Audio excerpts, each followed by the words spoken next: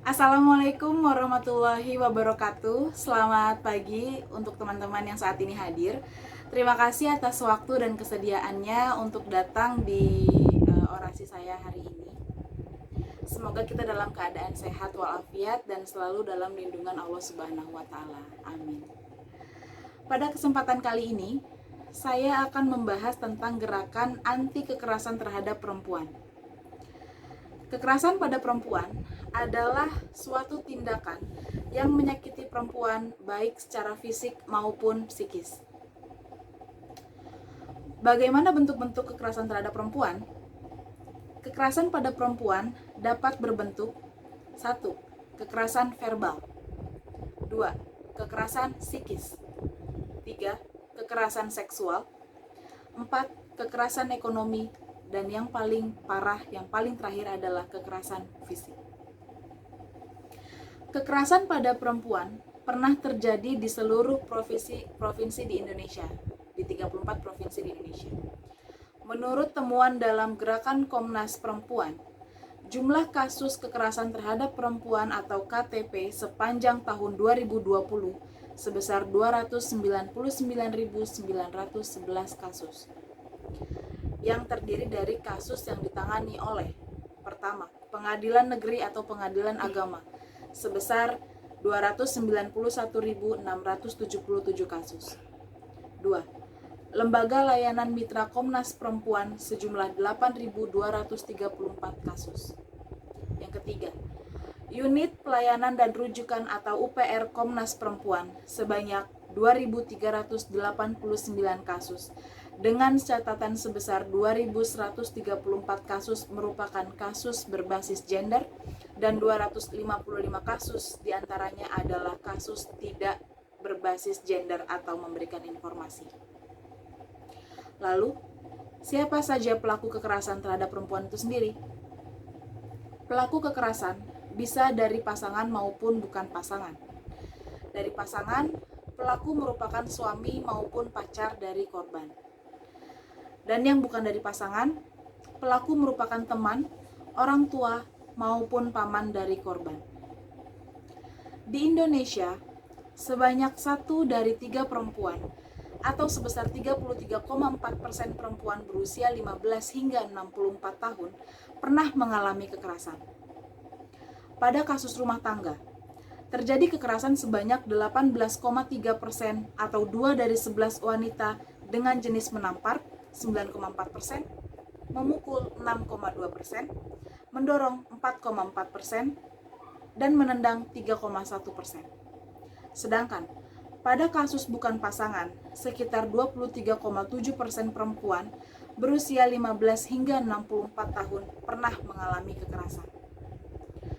Dengan ini seperti pesan seks 10%, memegang atau meraba 7,1%, memaksa berhubungan seksual 2,8%, dan mengirim gambar seks sebesar 5,1%. Di daerah perkotaan, kekerasan terhadap perempuan lebih tinggi dan lebih rentan terjadi, yaitu sebesar 36,3%. Angka atau jumlah ini lebih tinggi dibandingkan dengan jumlah kekerasan terhadap perempuan yang terjadi di daerah perdesaan, yakni sebesar 29,8%. Ini artinya daerah perkotaan lebih tinggi angka kekerasan terhadap perempuannya dibandingkan dengan daerah perdesaan sebesar 6,5%. Pada kasus rumah tangga, perempuan tidak hanya mengalami kekerasan secara fisik, namun juga mengalami kekerasan ekonomi dan kekerasan emosional. 1 dari 4 wanita pernah mengalami kekerasan ekonomi dan 1 dari 5 wanita pernah mengalami kekerasan emosional. Perempuan berusia 15 hingga 64 tahun juga pernah mengalami pembatasan aktivitas oleh pasangan mereka, seperti dilarang bertemu dengan teman, bertanya kabar setiap saat, dilarang bertemu keluarga, dilarang beribadah, marah bila berbicara dengan lawan jenis, mengabaikan, dan selalu curiga. Sedangkan pada kasus bukan rumah tangga, 8 dari 10 perempuan di Indonesia pernah mengalami pelecehan seksual di ruang publik. Sedangkan mitos itu berkata, pelecehan seksual hanya terjadi pada perempuan yang sedang berada di tempat sepi, sedang sendiri, di malam hari, berbusana mini. Siapa bilang? Data memang menunjukkan bahwa sebagian besar tindak pelecehan masih menyasar perempuan.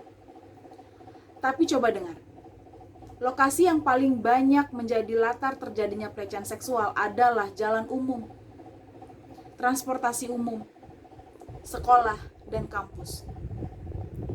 Semuanya adalah ruang publik. Dan kasus pelecehan seksual di ruang publik ternyata paling tinggi bukan di malam hari, tetapi terjadi di siang hari. Ditambah lagi jenis pakaian yang digunakan korban secara statistik bukanlah faktor signifikan. Jadi, berhentilah menghakimi korban dengan busananya sebagai faktor terjadinya pelecehan seksual.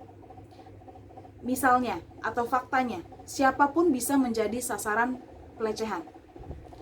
Kita tidak hanya berbicara soal sentuhan atau kekerasan fisik, tetapi juga ada yang disebut sebagai catcalling, stalking, melakukan paksaan kencan, pertanyaan yang terlalu pribadi, atau sederet lainnya.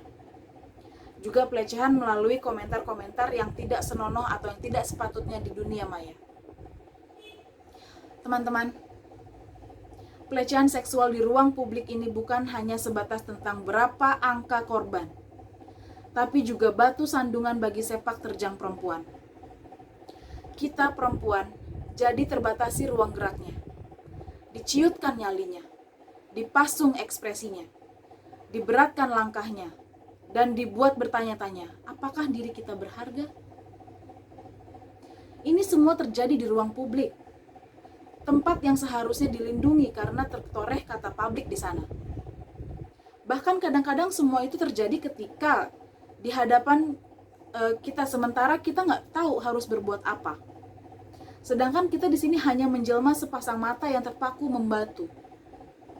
Mungkin terlalu terkejut, atau mungkin karena kita takut, bimbang, ragu-ragu, atau seperti yang terdata 91% dari kita tidak dapat melakukan apapun pada saat kondisi itu terjadi karena tidak tahu harus berbuat apa. Kekerasan bisa terjadi pada siapa saja. Anak-anak, remaja, ibu-ibu, siapa saja. Apapun pakaiannya, apapun tingkat pendidikannya, atau strata ekonominya, bisa terjadi di mana saja. Di rumah, di tempat kerja, di jalan, di sekolah, di tempat umum. Kamu bisa berbuat sesuatu. Kita bisa berbuat sesuatu. Jangan diam. Kita tidak boleh diam saja. Saatnya bicara. Rangkul dan dukung korban. Bersatu karena kekerasan tidak boleh ditoleransi. Apapun alasannya, kekerasan tidak boleh ditoleransi. Saya perempuan. Hentikan kekerasan terhadap perempuan. Ini bukan masalah perempuan saja, tapi masalah saya, kamu, dan kita semua. Tidak ada perubahan jika kita tidak memulainya. Hentikan kekerasan terhadap perempuan.